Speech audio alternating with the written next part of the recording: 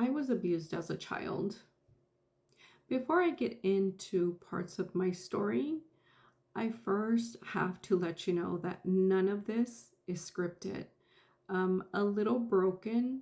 I started it because I wanted there to be a place where us warriors, us broken people, can come together and talk about the traumas as children and even as adults, because I know I suffer a lot with trauma even now. I do have to let you know that if I get quiet, if I cry, if I get emotional, it's okay. It's part of healing and understanding the magnitude of everything that was done to me um, gets heavy for me. So it's okay to feel what I need to feel in order for me to heal. Now, none of this is scripted, as I said before, none of it is scripted. I do have bullet points because I digress super quickly. Especially, I've noticed when my memories or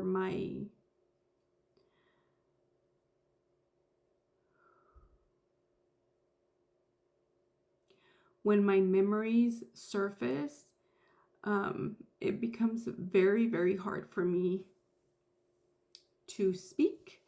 And this was the reason why, this was one of the main reasons why I decided to write my memoir. I felt like it was a lot easier for me to put it on paper than actually talk about my abuse.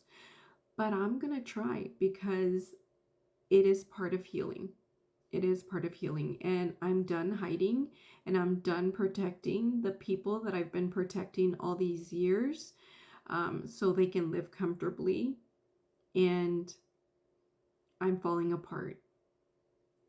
So if you don't know who I am, my name is Sylvia Pradia. I'm your host of A Little Broken. I started this podcast with, like I said before, to bring people together that have a story, that have been abused as children. I don't compare abuses, because your abuse and your pain and your trauma is yours, and there's not one greater than someone else's. So I want you to understand that don't ever think that your story doesn't match up to anybody else's, and so you shouldn't talk about it. I think you should. I think you should. And I think you need to confront those demons head on and don't shy away from it. But let's jump into it. Before I move forward, I'm going to make sure that I'm um, on my bullet points, so I don't miss anything, okay? So this is a story about what happened to me. I'm going to talk about it. I suffered different types of abuse, which was sexual abuse, neglect, verbal, emotional, and physical abuse. I know they've thrown in some other fancy words into my story. And I mean like therapists and doctors, of the things that were done to me as a child. So I can remember as far back as the age of 5 years old, was the very first fracture that I can remember. Give me 1 second. So I can remember at the age of 5 years old, my very first memory that was fractured. I was in kindergarten, and I remember our teacher was going around and asking everybody if we all had pet names. I didn't know exactly what a pet name was at 5 years old. I just know that I was a little quiet girl. And so she goes to explain, a pet name is what your parent calls you at home. And, whatever it is, you could be princess, you can be my superhero. And I'm sitting there and I'm thinking, oh my God, I fit in today because I can be a part of this activity. She goes around, she's asking everybody, one by one to give their pet name. So I'm like, everybody, I clearly remember them. It's always been like this. Kids are jumping up with their hands. Like, I don't know what it was, but it seemed like these kids were always had so much energy. They were excited all the time. And I remember I can see myself just sitting back observing. And I, for the life of me, couldn't understand what was so exciting. Understand that up until this moment, I didn't realize that I was being abused. Of course, my phone would ring. 1 second. So up until this, sorry, my phone rang. So up until this moment, I never really put one and one together about being abused. So it was my turn.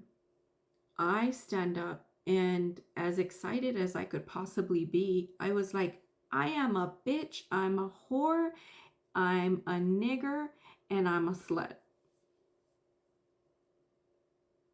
My teacher and the teacher's aide got extremely quiet, and the teacher walked over to the aide and whispered something to her, and they took me out of the class. And I didn't understand what was going on. I was like, are they mad at me because I had so many instead of the one that all these kids were talking about? So she ends up walking me to the principal's office, and I'm just quiet, confused, not understanding what I did wrong. And they take me into the principal's office, and they pick up the phone and they call Mary. Mary is the woman who gave birth to me. I have not called her mom in years, as far back as I can remember. But they ended up calling Mary at work. I go back to the classroom, and again, the kids are excited. And I remember walking in, the teacher's aide refused to look at me.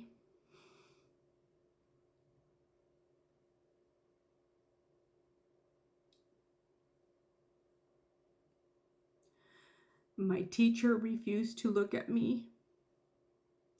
And I sat there the whole day, and I was trying to figure out what I did wrong. Like, no one came out and said, those are not okay words. Like, no one ever explained anything to me. So that whole day, I kind of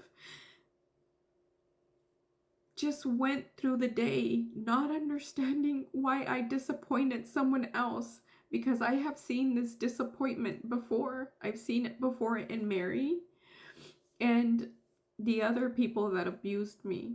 And so I always thought, like, what the heck did I do? Like, no one has ever explained to me what I was doing wrong for everybody to be upset with me. So I remember walking about, I want to say maybe it could have been 3 to 4 miles, even maybe longer, to the projects where we used to live. So I remember leaving the school and parents everywhere and kids running and happy and all the things, and I never understood where all that energy and that happiness came from. And again, up until this very moment, did I ever put, I say I didn't know it was abuse, but I knew something was off at 5 years old, and I just could not pinpoint it. And I did that long walk home and just thinking, like, what did you do? What did you do? But I'll tell you the other part here in a little bit, because time is up. So I'll see you.